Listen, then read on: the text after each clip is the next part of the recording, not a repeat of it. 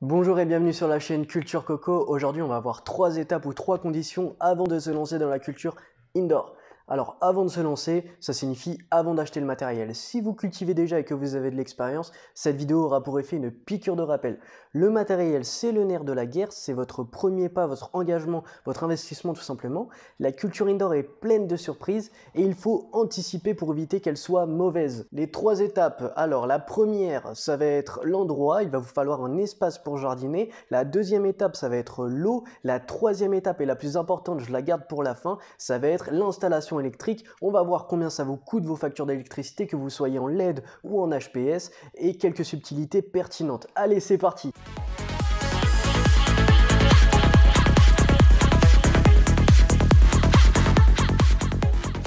L'étape numéro 1, la condition numéro 1, ça va être l'endroit, les points à vérifier. Donc il faut dédier un espace minimum de 90 cm de longueur, 90 cm de largeur avec 1,78 m de hauteur pour placer votre chambre de culture avec une lampe CMH 315 watts. C'est la lampe que je conseille pour les débutants. Si vous voulez cultiver avec une chambre de culture plus petite, ce sera des LED, moi c'est ce que je vous conseille. L'idéal est de disposer d'une surface de 1 m² avec 2 mètres de hauteur sous plafond. Donc vous prenez votre mètre, vous vérifiez que tout est OK. Donc une fois que vous avez pris vos mesures, il y a encore d'autres conditions à respecter avant de pouvoir installer votre chambre de culture. Donc il faut prévoir une aération régulière de la pièce et des prises de courant à proximité, c'est vraiment très important. Pour l'aération régulière de votre pièce, je ne vais pas rentrer dans les détails dans cette vidéo, mais en gros, votre chambre de culture, il faut qu'elle respire pour que vous puissiez produire un max. Un meuble ou une étagère est également essentiel pour pouvoir poser tous vos produits, vos engrais, vos outils, et que vous les ayez toujours à portée de main. Il faut vous dire que votre espace de jardinage doit être ergonomique, c'est-à-dire que le lieu doit être adapté à vos besoins et dans notre cas à la culture en intérieur. La pièce où les conditions sont optimales est en sous-sol parce que la température est stable toute l'année.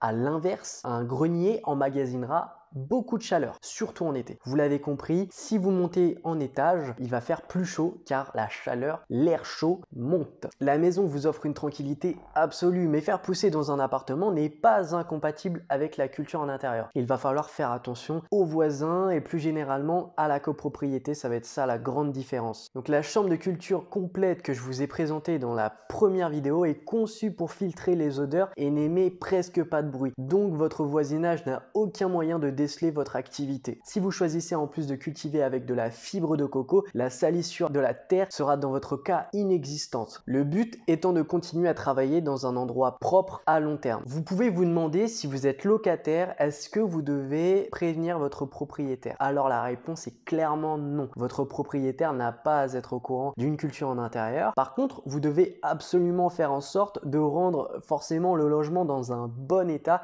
et de faire attention à la moisissure parce qu'une chambre de culture, enfin les plantes plus généralement émettent de l'humidité et ça peut vraiment esquinter les murs. Pour information, le propriétaire n'a aucun droit de visite sur son logement à part dans des cas très précis et toujours avec votre autorisation. Alors les cas très précis, ça peut être des travaux urgents à faire, ou alors si dans le bail est mentionné qu'il a le droit de visiter une fois par an le logement pour constater son état. Et encore, même si c'est écrit, il faut toujours votre autorisation. Alors que ce soit dans une maison ou dans un appartement, il y a rarement d'endroits parfaits et propices à la culture en intérieur. Il y a toujours des ajustements à faire. De plus, il faut vraiment éviter de cultiver dans un endroit où vous ne vivez pas. Pesez le pour et le contre, regardez un petit peu tous les espaces qui s'offrent à vous et prenez une décision ferme, réfléchie et engagée. Une fois que l'installation de votre matériel est faite, il ne faut jamais la changer en cours de culture. L'étape numéro 2, ça va être l'accès à l'eau. Alors ça peut paraître un petit peu bête parce que tout le monde a un robinet chez lui, mais on va voir comment ça se passe en pratique. Vos plantes vont avoir inéluctablement besoin d'eau, alors un robinet à proximité est préférable. Il faut faire venir un tuyau d'arrosage pour remplir votre réservoir. Ça va être beaucoup plus agréable que de remplir un arrosoir et de faire 3, 4, 5 allers-retours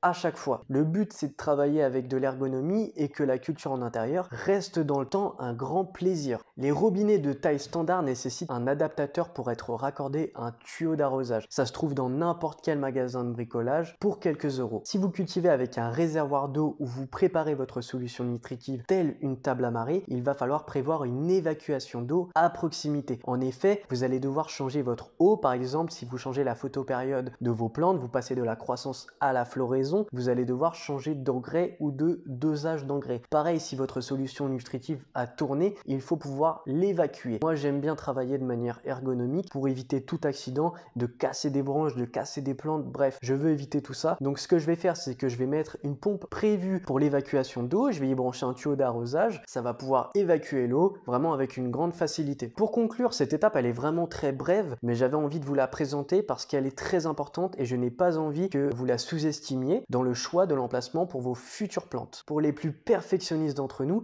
j'ai mis un lien dans la description en bas de la vidéo où vous allez pouvoir consulter toutes les données techniques concernant l'eau de votre commune. Alors la troisième et dernière étape avant de se lancer dans une culture en intérieur, ça va être l'installation électrique. C'est pour moi le plus important. Votre installation électrique doit être saine, pas de fil dénudé, pas de câbles qui traînent et un tableau électrique aux normes qui possède un court-circuit. Sans cette condition, Culture Coco ne fera pas d'installation chez vous et dans tous les cas, nous vous déconseillons d'installer du matériel électrique sur un tableau qui n'est pas aux normes. Je rappelle quand même que l'eau et le courant électrique ne font pas bon ménage et même si a priori l'eau est cloisonnée dans un réservoir, personne n'est à l'abri d'un accident. Je pense qu'il faut toujours avoir ça en tête. Petite astuce ou en tout cas une règle élémentaire à appliquer obligatoirement, mettre les câbles en hauteur. Je recommande également de vérifier votre installation électrique, les prises de courant, si elles sont bien branchées, s'il n'y a pas d'humidité, il n'y a pas une prise qui est par terre à chaque nouvelle culture. Concernant la puissance de votre compteur, si celui-ci est déjà limite avec vos appareils électroménagers actuels, alors il faudra songer à l'augmenter. Si vous avez un compteur Linky, ça se fait en moins de 24 heures, c'est vraiment très rapide. Mais franchement, si vous ajoutez chez vous une chambre de culture de 1 mètre carré avec une lampe CMH 315 watts, vous ne devriez a priori pas avoir besoin d'augmenter la puissance de votre compteur. En tout cas, si ça doit arriver, rassurez-vous, le prix en supplément n'est pas très élevé. Je vous invite à consulter la grille tarifaire de votre fournisseur pour en savoir plus. D'ailleurs, la plupart des ménages sont désormais équipés de compteurs Linky, qui par ailleurs a fait couler beaucoup d'encre car jugé trop intrusif dans la vie privée des gens. En effet, ce boîtier vert récupère vos données de consommation en réel et transmet 2 fois par jour vos données au fournisseur. Il empêche également tout moyen de fraude. Alors, est-ce que le fournisseur peut voir si vous cultivez ou pas? D'une part, sachez que les fournisseurs d'électricité